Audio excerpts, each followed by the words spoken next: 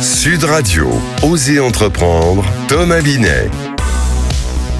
C'est votre rendez-vous économique du week-end comme chaque dimanche et c'est un plaisir de vous retrouver et de le retrouver. Bonjour mon cher Thomas Binet. Bonjour Maxime. Au programme d'Osez entreprendre ce matin. Et si je commençais mon cher Maxime en vous racontant l'histoire de Germaine, des Martiens, mais surtout l'histoire de Lustucru. Et est-ce que l'intelligence artificielle va révolutionner le monde et surtout le nôtre? Est-ce qu'elle va amener l'homme à ne plus avoir de travail, voire d'utilité? Nous sommes avec le spécialiste du sujet, c'est Francis Lelon. Il est président d'Allegria Group et ambassadeur du plan national Osez l'IA, mais c'est également un multirécidiviste de l'entrepreneuriat. Et on va parler de tous ces patrons qui se font congédiés par leurs actionnaires. Ça parlera aussi à notre invité. Phénomène en hausse avec Alexandre Lacharme, notre consultant entrepreneurial. Ecoréseau Business, le magazine de référence pour entreprendre, présente Sud Radio, Osez entreprendre, la saga des entreprises. Et ce matin, mon cher Thomas, je pense à tous ceux qui sont actuellement dans leur cuisine et ça va leur parler parce que vous voulez vous attaquer à un monument des placards de la cuisine française, une marque qui a traversé les générations et qui se reconnaît au premier coup d'œil grâce à son célèbre damier bleu. On parle de Lustucru. Exactement Maxime. Et l'histoire remonte bien plus loin d'ailleurs qu'on ne peut l'imaginer. Tout commence avec Louis Cartier-Millon, un fils de paysan né en 1837. En 1871, il rachète une petite usine de pâtes à Grenoble. On est encore loin de la marque iconique, mais il pose la première pierre. À l'époque, on produit à peine 300 kilos de pâtes par jour et tout est à inventer. Mais c'est son fils, Albert, qui va donner une identité, on peut le dire comme ça, à ses pâtes. Absolument, c'est Albert Cartier-Millon qui transforme le produit en marque. En 1911, il lance un concours d'affiches. Le dessinateur Sinave propose un packaging décoré d'un damier bleu et le nom Lustucru naît dans la foulée lors du banquet sur une comptine chantée avec humour que les moins de 20 ans n'auront pas en mémoire. Mais vous vous souvenez de cette comptine? C'est la mère Michel qui a perdu son chat, qui crie par la fenêtre à qui le lui rendra. C'est le père Lustucru qui lui a répondu « Allez la mère Michel, votre chat n'est pas perdu ». Et ça fera les fondamentaux de Lustucru. Le succès est immédiat et c'est aussi l'époque où Lustucru décide de se différencier avec un ingrédient phare, les œufs frais, le début d'une saga populaire. Et surtout de très bonnes pâtes et cette saga va s'écrire aussi très largement à travers la pub. Quand même. Absolument, car dans les années 70, c'est Germaine, la fameuse Germaine, justement, cuisinière Lustucru, qui donne l'eau à la bouche des téléspectateurs. Et en 1984, les Martiens débarquent dans un spot signé Étienne Châtillier. Le nom doit vous parler. Vous savez, c'est celui qui avait fait les films de Tati Daniel, La vie est un long fleuve tranquille, un ancien publicitaire reconverti au cinéma. Mais il n'y a pas d'œuf fêlé chez Lustucru. La fameuse phrase va devenir culte dans les cours d'école. Ensuite, Lustucru ne cesse d'innover. Pâtes complètes, cuisson rapide, formats familiaux, collaboration avec le célèbre cuisinier Thierry Marx et même des pâtes aux légumes, aux céréales anciennes ou 100% bio. Est-ce qu'aujourd'hui, on peut continuer à dire que Lustucru est un acteur clé ? Plus que jamais. En 2022, la marque a lancé les bonnes pâtes françaises avec du blé 100% français et un emballage 100% papier. Une première dans le rayon des pâtes sèches. Lustucru a aussi célébré les 110 ans avec des packaging vintage, un concours d'affiches avec une école d'art et surtout cette touche de tendresse et d'inventivité. Une marque patrimoniale, mais une marque surtout qui transforme son passé en avenir. Sud Radio, Osez entreprendre, l'invité. Ça c'est malin parce que maintenant j'ai faim, mon cher Thomas Binet. Mais avant cela, nous sommes avec Francis Lelon qui est le président d'Allegria Group. C'est spécialisé sur l'intelligence artificielle et sur le no-code, fondé en 2020 et ambassadeur du plan national qui s'appelle Osez l'IA. Bonjour Francis Lelon. Bonjour. Doit-on avoir peur de l'IA, Francis Lelon ? C'est une grande question pour démarrer. Stephen Hawking, le célèbre cosmologiste, disait il y a quelques années avant sa mort, l'IA, ça sera soit la plus incroyable invention de l'humanité, soit la pire. Et je pense que c'est bien ça, on le voit tous les jours dans les médias. Beaucoup de gens ont peur de l'IA aujourd'hui.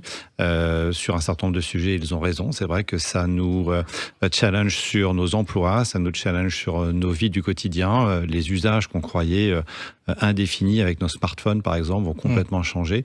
Donc oui, il faut avoir peur, mais il faut surtout se préparer. Je crois qu'en fait, la peur ne changera rien. L'IA passera, avancera. Oui. Mais ceux qui se prépareront auront une chance, effectivement, de s'en sortir beaucoup mieux. La peur n'empêche pas le danger, c'est ce que vous nous dites ce matin. Exactement.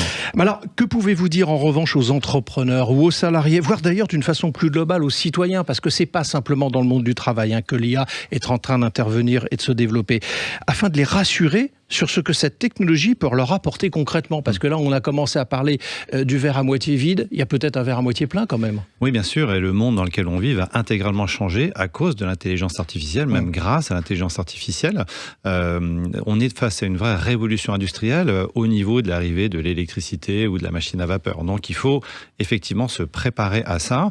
Et l'exemple concret positif de l'IA, il y en a des tas. Faire des tâches à plus forte valeur ajoutée, accompagner les personnes âgées dans la fin de vie, par exemple, avec demain des robots aussi. Là, on vient de voir sortir il y a quelques jours le premier robot ménager aux États-Unis pour $500 par mois, qui fait la cuisine. Voilà, absolument. Exactement.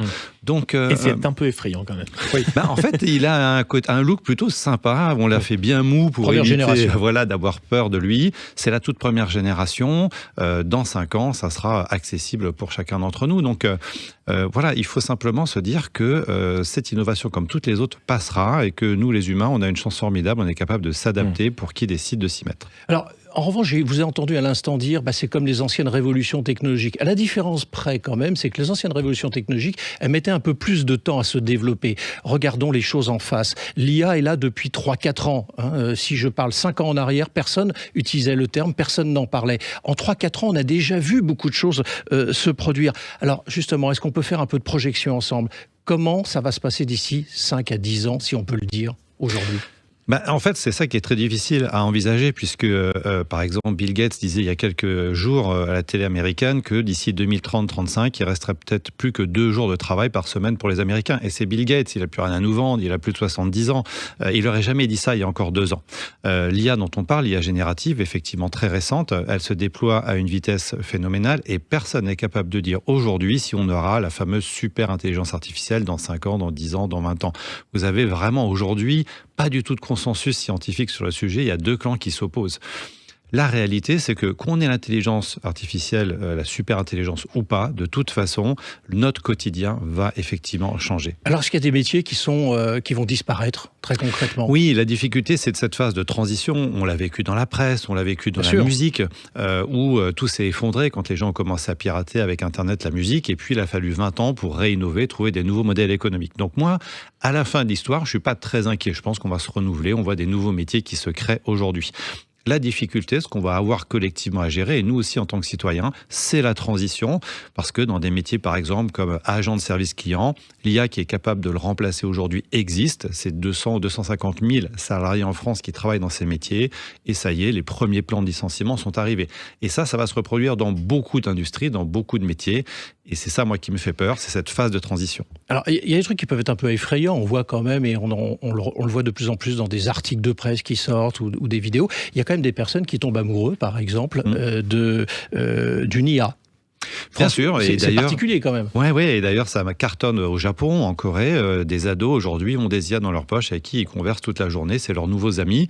Et effectivement, ça questionne nos relations sociales. Ça va questionner le monde de l'éducation. On sait très bien que le modèle d'un prof avec 30 gamins, ça marche pas.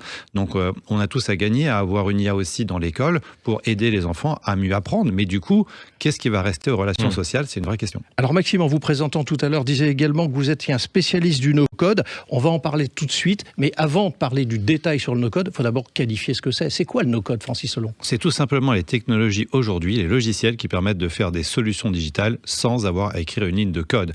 Et ça, c'est une très bonne nouvelle, puisque je vous rappelle que dans ce bas monde, il n'y a pas plus de 0,3% de la population mondiale qui sait coder, contre 86% qui sait lire, écrire et compter. On pourrait penser que savoir coder, c'est un savoir fondamental. Eh bien, pas du tout. La bonne nouvelle, c'est qu'aujourd'hui, chacun d'entre nous peut être acteur de sa vie digitale grâce à ces outils. Et vous y croyez beaucoup au no-code pour les années à venir ? Oui, bien sûr, parce que la complémentarité IA et no-code va permettre de pouvoir avoir une simplicité de création et l'IA qui va piloter, écrire le code à votre place.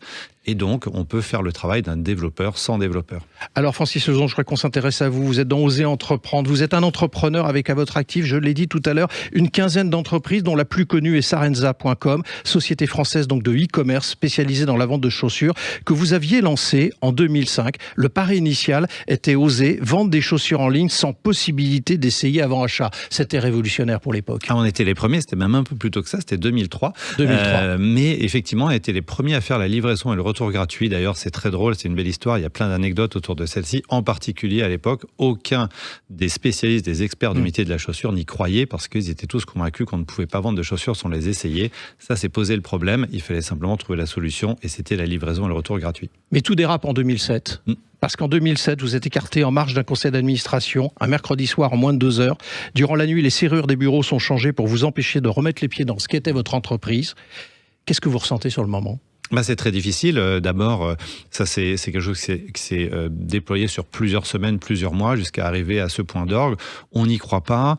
Il faut repartir de zéro, parce que je rappelle que quand on est chef d'entreprise, on n'a aucune sécurité financière, donc pas de chômage, bien évidemment. Moi, j'avais pas d'argent de côté à ce moment-là. C'est très violent, mais je crois que c'est aussi un apprentissage, parce que moi, j'ai compris beaucoup de choses à cette occasion-là. Pourquoi on en était arrivé là, pourquoi je m'étais engueulé avec mes associés, pourquoi on s'était mis à dos les fonds d'investissement. C'est jamais des situations toutes noires ou toutes blanches. C'est toujours finalement un groupe d'humains qui n'arrivent pas à s'entendre pour faire avancer une boîte. Francis Selon, vous avez peut-être bien réagi parce que vous avez réussi à vous créer un avenir. Parce que pour certains autres chefs d'entreprise qui vivent une situation similaire ou un dépôt de bilan complexe et qui n'ont rien derrière, en revanche, ils ont quand même le temps de revenir sur le sujet longuement et ils n'ont pas de solution. Oui, bien sûr. C'est pour ça que j'ai décidé d'accompagner les Rebondisseurs, qui est une association qui aide justement. Et j'ai rencontré une femme, et ça m'a vraiment marqué, qui était dans cette situation et qui s'est retrouvée à vivre avec sa fille dans sa voiture pendant un mois parce qu'elle n'avait personne pour l'aider. Moi, mes parents étaient là, ils ont payé mon loyer pendant 2-3 mois, le temps que je me refasse, que je relance un nouveau projet. Et je crois aussi que peut-être ce qui m'a renforcé dans cette histoire, c'est le fait de repartir tout de suite. Je ne suis pas resté là à m'apitoyer sur mon sort. J'ai avancé, j'ai fait mon retour d'expérience, j'en ai parlé à d'autres entrepreneurs et ça m'a beaucoup aidé. Merci à vous et on va prolonger justement ce qui vous est arrivé avec notre consultant dans un instant. Et merci beaucoup Francis Lelon d'être passé du côté d'Oser Entreprendre ce matin. Et je rappelle que vous êtes le président d'Elegria Group et l'ambassadeur du plan national d'Osilia. Sud Radio, Oser Entreprendre, les essentiels de l'entrepreneuriat. Pour conclure ce volet d'Oser Entreprendre, mon cher Thomas, nous sommes avec Alexandre Lacharme, serial entrepreneur, business angel et consultant entrepreneurial pour Oser Entreprendre. Et vous allez, avec Alexandre, justement nous parler de ces dirigeants qui se sont fait congédier, mais alors sans ménagement, par leurs actionnaires. Et oui, Maxime, parce que selon les observateurs, d'ailleurs, une vingtaine de grands patrons français ou européens ont quitté leur poste l'an dernier, y compris dans plusieurs sociétés du CAC 40, Crédit Agricole, Renault, Kering, Vinci, Schneider Electric, je m'arrête là. Cette valse des PDG, Alexandre, s'explique pour quelles raisons ? Eh bien Thomas, c'est le résultat d'une triple pression. Tout d'abord, celle des actionnaires, plus puissants et plus exigeants. Ensuite, celle des marchés qui sanctionnent la moindre erreur. Et enfin, celle de la complexité mondiale entre géopolitique, fiscalité et réglementation. Les dirigeants aujourd'hui naviguent dans une tempête permanente. Donc même un bon dirigeant peut être remercié en définitive. Eh bien, clairement, les résultats ne suffisent plus. Par exemple, Jean-Marie Tritan chez Unibail, un groupe spécialisé en immobilier commercial, a été poussé dehors malgré de bonnes performances. Aujourd'hui, l'équation, c'est soyez performants, mais surtout obéissez à vos actionnaires. En plus d'être performant, il faut exécuter la vision des actionnaires sans froisser leur susceptibilité, une souplesse qui confine à du contorsionnisme. Oui, et les entreprises familiales, elles sont épargnées ou pas ? Pas plus. Chez Kering ou Sodexo, par exemple, les héritiers fondateurs ont eux aussi dû lâcher les rênes récemment. Porter le nom du créateur n'est plus une garantie d'immunité. Les investisseurs veulent du rendement. Donc, ce que vous êtes en train de nous dire ce dimanche matin, c'est que PDG est devenu un statut précaire, en fait. Eh bien oui, fort de ces exemples, on peut dire que oui, même si le phénomène ne date pas d'hier. Il s'accélère. Pour atténuer ce risque, certains dirigeants bénéficient de parachutes dorés, c'est-à-dire de clauses contractuelles qui leur assurent d'importantes indemnités en cas de départ forcé. Par exemple, récemment, Carlos Tavares, ancien dirigeant de Stellantis, un groupe automobile propriétaire entre autres de Peugeot et Citroën, a négocié une indemnité de départ de 2 millions d'euros, en plus d'un bonus de 10 millions. Ce qui représente l'équivalent de près de 2 siècles du salaire moyen d'un cadre français. Ça, c'est parlant. Et ça va nous faire rêver un peu.